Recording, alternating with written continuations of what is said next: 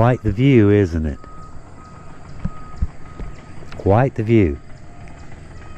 Anyway, hello everyone, and welcome to the channel. Welcome to the next episode of the Hillbilly Files. Today, Heather and I are out in Moesville, West Virginia, near Nestorville, if that helps you guys any, if that, clears that up for you.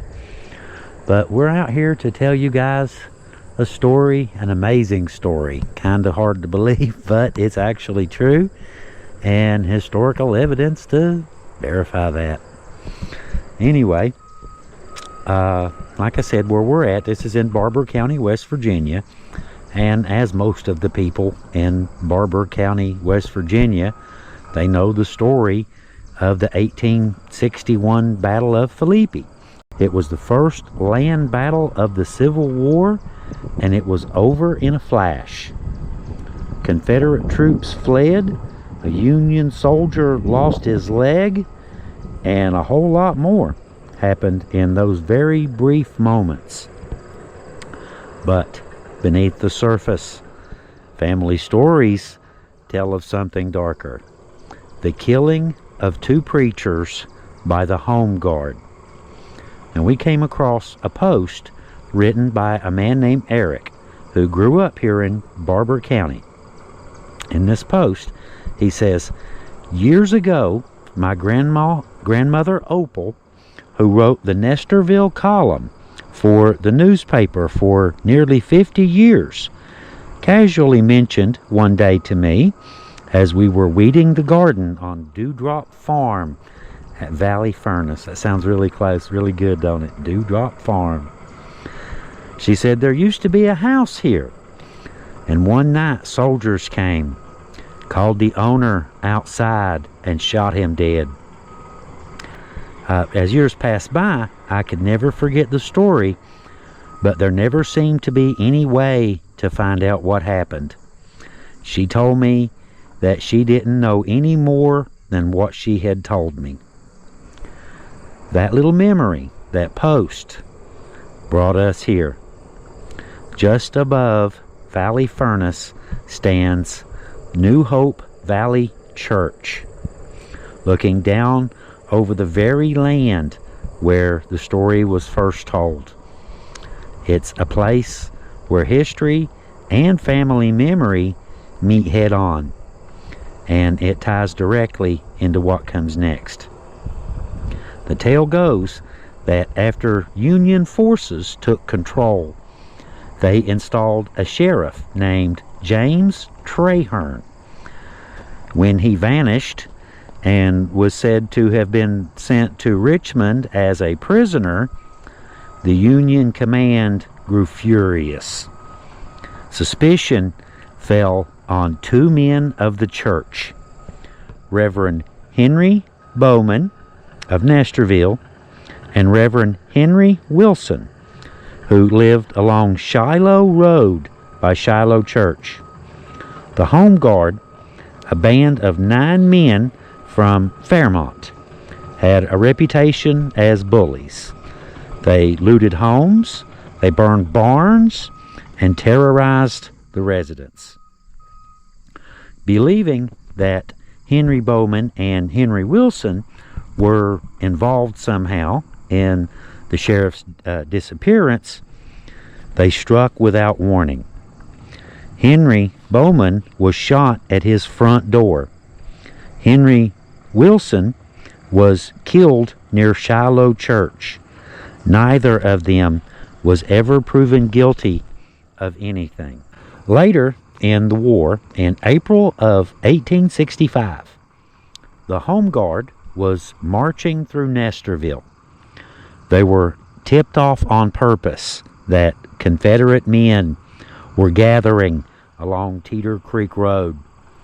At that time, the road stretched far beyond where Teeter Lake lies today, running all the way toward Kalamazoo. And just for the record, guys, that is the first time in my entire life that the word Kalamazoo has worked its way into one of my conversations, by the way. I mean, I've heard Bugs Bunny mention it once or twice, but I've never used the word until just now. Anyway, waiting along that road was an ambush led by a man named Moore. The home guard was disarmed near the farm of James Halsbury and ordered to kneel and pray. Their officers were executed on the spot. Some tried to escape, but were shot down as they ran. Even the wounded who fled into the woods were hunted down and killed one by one. By April 24th of 1865, 2 weeks after Lee's surrender at Appomattox, Captain M.F. Haller, Lieutenant Nestor, William Martin, and the remaining home guards were all dead. Gene Halsbury, a descendant, later pointed out the exact ground where it happened. He shared how his great-grandmother once sat with her collie dog between her knees when Captain Haller rode by and shot the dog dead for no reason. That kind of cruelty stayed in the family's memory just like the killings did. Now, just above Valley Furnace stands New Hope Valley Church, where A.C. Bowman is buried beneath a tall monument. Over on the other side? Okay. A.C. Bowman was the son of Henry Bowman, one of the ministers killed by the Home Guard. He swore vengeance after his father's death. Family lore says he took part in the ambush that wiped out those same home guards with the exact same level of pity that they had shown. It was one of the largest mass shootings in West Virginia history, rivaled only by the May 1 Massacre decades later. It's most likely the bloodiest single event in Barbour County history. But historians hardly mention it because the war was officially over at the time. The slaughter looked less like a battle and more like pure revenge. Families remembered, but official histories stayed silent. Tradition holds that Henry Wilson lies in the Shiloh Church Cemetery on Shiloh Road in Cason, although his grave has never been verified.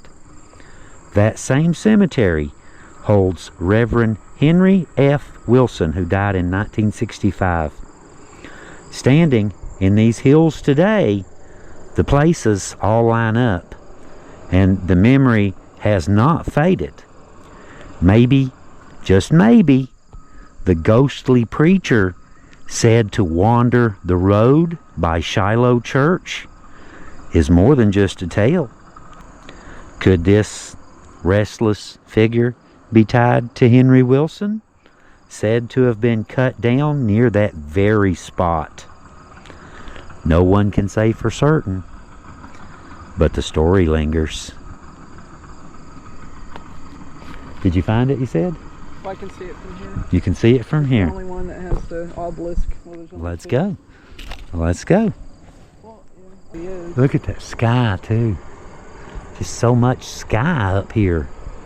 We don't have this much sky at home. It's different. It's different. This part of West Virginia is different than where we live. Yeah, rolling hills. It kind of looks like Ohio, doesn't it? Southern Ohio. A little bit. Me. Ohio's pretty flat. I wouldn't consider this flat, but it kind of reminds me of the Allegheny Mountains area, which I have been to. I haven't been to this area, though. Beautiful, though, isn't it? Yeah. You got a view. If you guys will notice, just notice one thing that I'm going to point out from the area where we live. If you watch us a lot, there's cows here. There's cows. Look up here. There's cows. There's farms. There's bales of hay. We don't have that where we live because we don't have this usable rolling hills that are. We have all mountains. Yeah. We have steep, hard mountains that are impossible to dig. Yeah, if I go to the living room to the bathroom, I have to cross 3 mountains. Yeah. So our area is much different and much more rugged, I would say, than here. Yeah. As far as, you know, landscape. So I like it here, though. I like do too. this I think type it's of, beautiful. which this is western West Farm Virginia. country. North central. So it's extremely well manicured too. I've noticed that every cemetery I've gone by here, everywhere I've gone, everything's just beautifully upkept. Yeah, yards. And yep, houses, yards. It's just different than where we live. Yeah. Well, and this place Maybe here, we are the true hillbillies. Maybe. That's why we have a YouTube Where we channel live. that says we're hillbillies. Because it's certainly different. But I mean, look at Graceland. I look like one too. Yeah. So let's go check out A.C. Bowman. Ready? Do you remember what his actual name is? I can't remember now. No, I do not. Oh. Now that's an interesting gate, isn't it? I'll put it up on screen. See the Bowmans? I can see them from here. I sure do. I sure do. It's such a pretty time of day. There he is now. In the story and in the lore, it says that his monument towers over the hill. It's not exactly the case, but you know. It's up on top of the hill. It sort of towers. I'm not sure who Tacy is. I like that name though.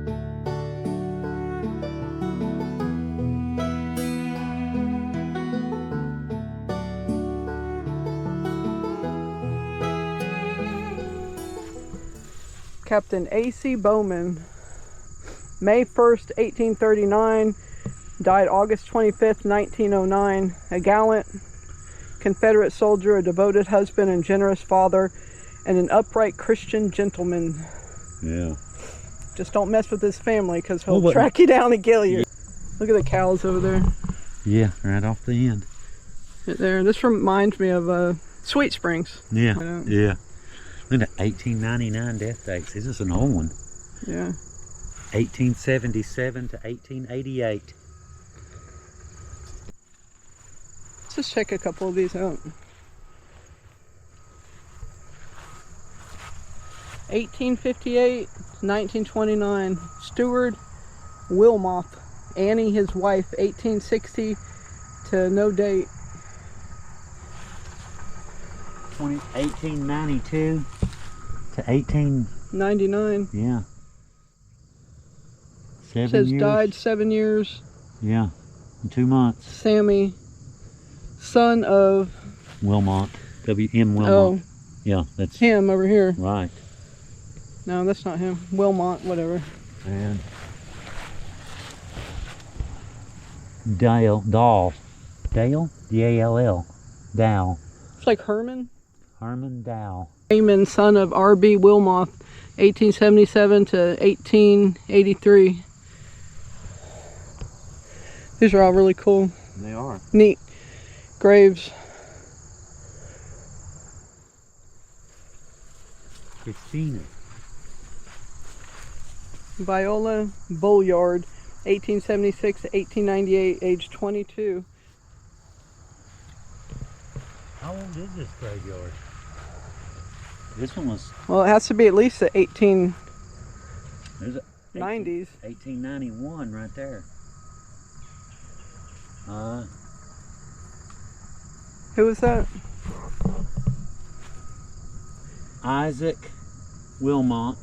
1828 Yeah. to 1891. Age. No, this is age 68. Yeah, 1826. Okay. That's some really old graves, ain't they? Yeah.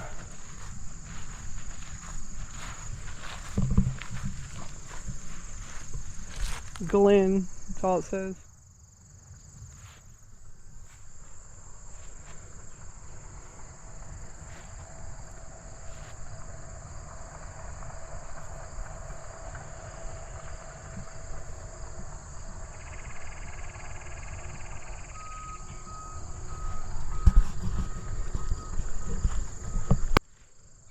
You know, can you imagine? Everything is just totally overgrown, wild like that. Back in Civil War days? Yeah.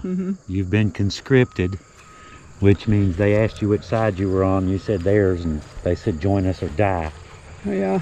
So now you're conscripted and you're sitting in that kind of stuff. You've got no food, you've got no supplies. Sickness killed more of them than anything. So you're sick, you're cold, you're hungry. No hope of getting any food. You know? And you just curl up on the ground and die. Yeah, literally. And half the time your family don't even know what happened to you. You just don't come home. And they wait forever, looking out the door. Who was it got? All right. We came very far to do this video. Yeah, we did. So we hope you guys enjoy it, because we sure we did enjoy it. Everything's so pretty here at this church. Perfect little flowers and the view. The view is spectacular. Really is.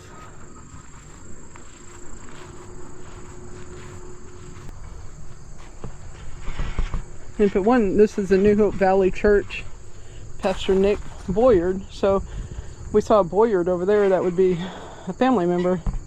For with God nothing shall be impossible, Luke 1:37.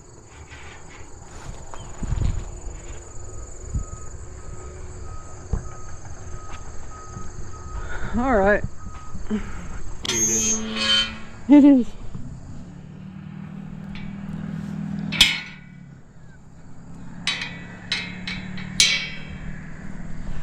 All right. Well, thanks for joining us, guys. I guess we're gonna wrap this up and get back to our hotel and eat something. I'm getting kind of hungry. You? Yeah, I'm kind of tired too. Yeah. Just a little bit. Yeah. Well, guys, thank y'all for coming along. We hope you enjoyed our little story. And until next time, until the next episode, this is Leo and Heather. Billy's out. Billy's out.